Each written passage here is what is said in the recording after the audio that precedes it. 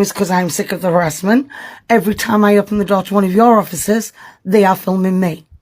So now you know how it feels. Now it is 2:30 in the morning. I ask why for a second time tonight you are disturbing me and my son in my home. Yeah, because there's I've been made aware there's videos that have been posted onto social media, including those that were made this morning. This morning? What made this morning? And of my officers that have been round this evening. Right, and... So I'm here to kindly ask that you remove said videos from social media. If you do no, I don't think I've broke the law, so I don't think I will. And also, I want to advise you that you might well be committing offences under the Malicious Communications Act, okay? Okay. Last night, British police showed up at 2 a.m. at the home of a woman with her autistic son to ask her to delete some videos posted on social media because they claimed the videos had caused anxiety to someone. Can you imagine this, guys? We no longer have words to describe what is happening in the UK. Dame Diana Johnson will explain that to me when she sees the video, won't she? No. She is a qualified barrister. She wasn't a director of social services, so she'll understand my case well. At this point, my son reported abuse. You failed to protect him. He was remove the videos from social media. Good night, officer. I'm advising you. And I'm asking you to leave now, please. Offences under the Malicious Communications Act. Good night, officer. Having said that, I'll leave you to it. Thank you. Good night, officer. And may I ask, please do not come back to my house and disturb again. We'll probably need to speak to you tomorrow. I don't think you will. This is my home. If you don't want to be recorded, don't knock on my door. JD Vance was right, as he said they have been violation of human rights in the UK by the police. But Starmer still, and now this is happening. Imagine. I look to our very dear friends, the United Kingdom, where the backslide away from conscience rights has placed the basic liberties of religious Britons in particular in the crosshairs. To this very country, where police have carried out raids against citizens suspected of posting anti-feminist comments online as part of, quote, combating misogyny on the internet, a day of action.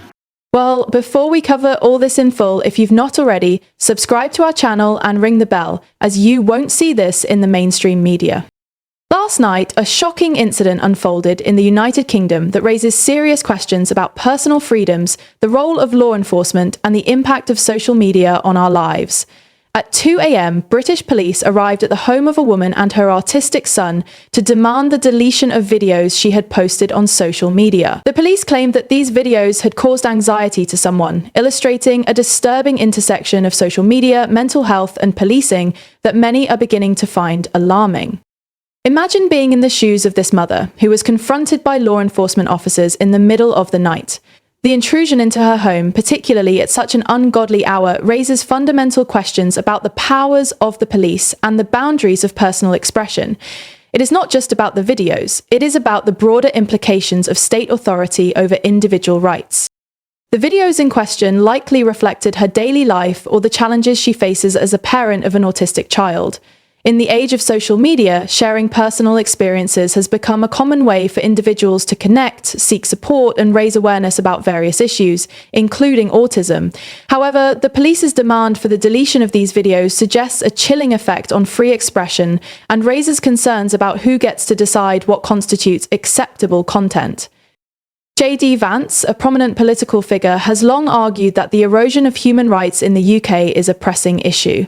He has pointed to examples such as this one as indicative of a trend where personal freedoms are increasingly compromised in the name of maintaining public order and addressing perceived offences. His assertions resonate with many who feel that the balance between safety and freedom has tipped dangerously in favour of authority. In this specific case, the police's actions could be interpreted as a violation of the woman's rights to free speech and privacy. The implications are profound. If individuals can face police action for sharing their stories online, what does that mean for the future of discourse in society? This incident is not an isolated case. It reflects a growing concern among citizens regarding overreach by authorities and the potential consequences of speaking out. The public's reaction to this incident has been swift and vocal. Many individuals have taken to social media to express their outrage and concern, using hashtags to amplify their message. The incident has sparked discussions about civil liberties, the role of the police, and the importance of protecting individual rights in a democratic society. Critics argue that the police's actions are indicative of a broader trend toward authoritarianism, where the state seeks to control not only behavior but also thoughts and emotions. This incident becomes a rallying point for advocates of human rights, urging citizens to stand up against what they perceive as government overreach. Furthermore, the incident has reignited debates about the responsibilities of social media platforms. Should these platforms take a more active role in moderating content to prevent anxiety or distress among users? Or should they advocate for free expression, regardless of the emotional consequences? The answers to these questions will shape the future of online discourse and the relationship between individuals and authority. In the wake of this incident, political figures have weighed in on the ongoing debate about human rights and police authority. Keir Starmer, the leader of the Labour Party, has denied that there is a systemic violation of human rights within the UK. His stance has drawn criticism from individuals who feel that the current political climate is increasingly hostile to personal freedoms. Many argue that it is essential for political leaders to acknowledge the concerns of their constituents rather than dismissing them. By denying the existence of violations, leaders risk alienating those who feel their rights are under threat. The disconnect between government officials and the experiences of ordinary citizens can lead to a loss of trust in institutions, further exacerbating societal tensions. Political accountability is crucial in addressing the concerns raised by incidents like the one in Belfast. Citizens should feel empowered to demand transparency and action from their leaders, ensuring that their rights are protected. This includes holding law enforcement accountable for their actions and promoting policies that prioritize individual freedoms. The mainstream media, coverage and responsibility. A significant aspect of this incident is the apparent silence from mainstream media outlets.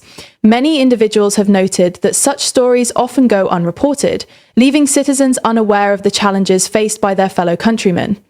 This lack of coverage raises questions about the role of media in shaping public discourse and ensuring that diverse voices are heard.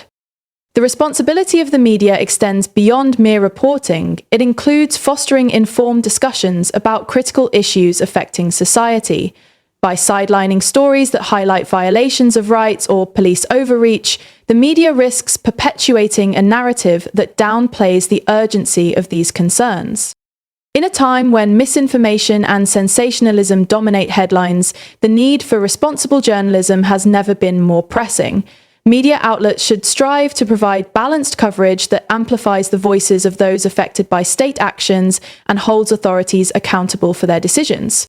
In a world where words can lead to actions, let us ensure that those words reflect the values we hold dear: freedom, dignity, and respect for one another.